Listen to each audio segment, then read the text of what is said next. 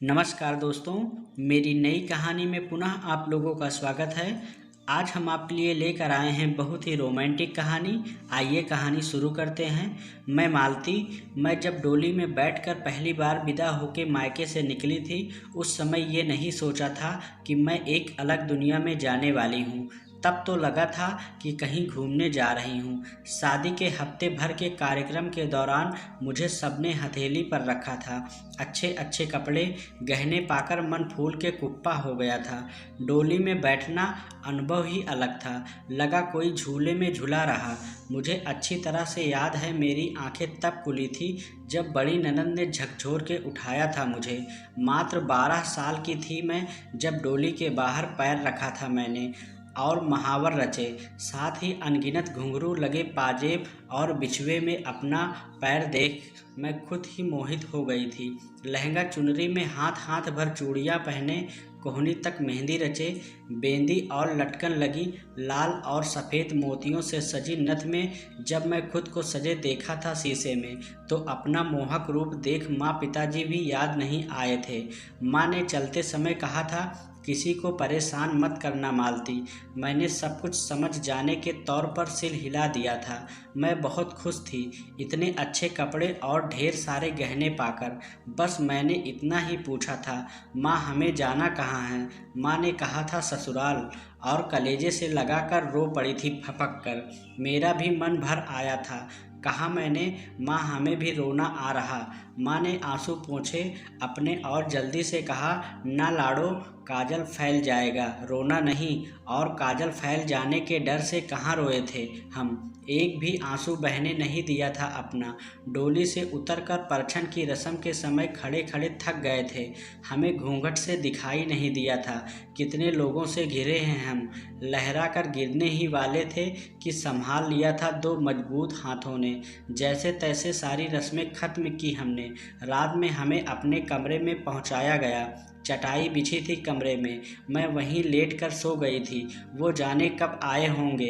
खेसरी लाल नाम था उनका। सुबह सुबह सिर पर थपकी मार कर जगाया उन्होंने।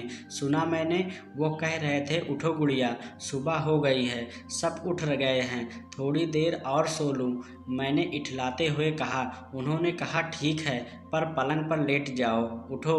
फिर मेरा हाथ पकड़कर उठाया और पलंग पर लिटा दिया। मैंने पहली बार देखा था इन्हें।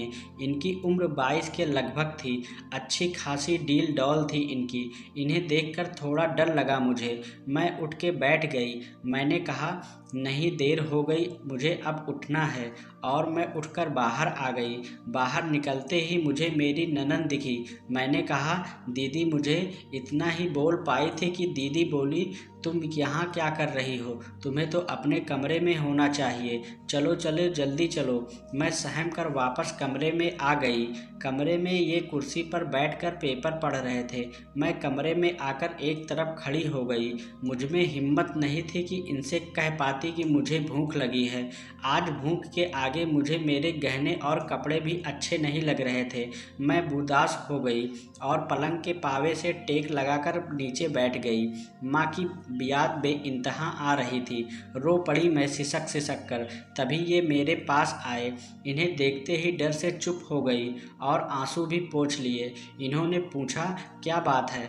मैंने डरते डरते कहा, कुछ नहीं। ये मेरे पास आकर बैठ गए और मेरे हाथ को पकड़कर बोले, तुम्हें डर लग रहा है मुझसे? मैंने सिर हिलाकर जवाब दिया, हाँ। ये मुस्कुरा दिए, फिर बोले, तुम डरो नहीं मुझसे, मैं तो दोस्त हूँ तुम्हारा। मैं थोड़ा थोड़ा सहज होने लगी थी। फिर इन्होंने पूछा, भूख लगी है, कुछ खाओगी? मेरी आंखों में फिर आंसू आ गए। मैंने सिर हिलाकर जवाब दिया, हाँ खाऊंगी। फिर वो उठकर बाहर चले गए और एक प्लेट में नाश्ता ले आए। मैं इतनी भूखी थी कि टूट पड़ी खाने पर। खाना खाने के बाद इन्होंने मुझे समझाया, मालती तुम मुझसे डरो नहीं।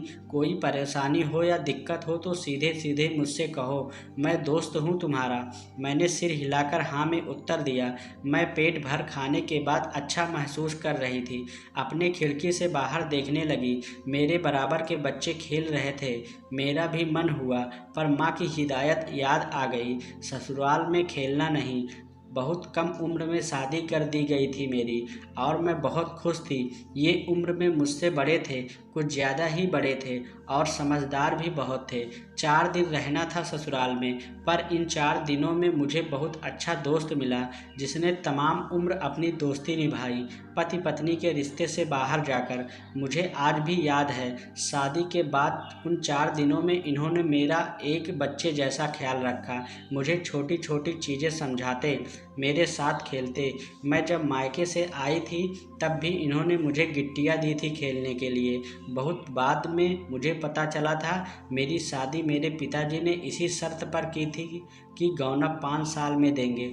आज भी सोचती हूँ तो अपनी बेवकूफ़ियों पर हंस लेती हूँ, पर जब इनका ख्याल आता है तो मन अगाध प्रेम और श्रद्धा से भर उठता है।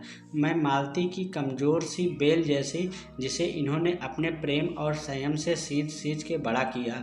तो दोस्तों, आपको यह कहानी कैसी लगी हमें कमेंट बॉक्स में ज़रूर बताना। अगर आप नए हैं तो वीडियो को लाइक और चैनल को सब्सक्राइब ज़रूर करना। धन्यवाद।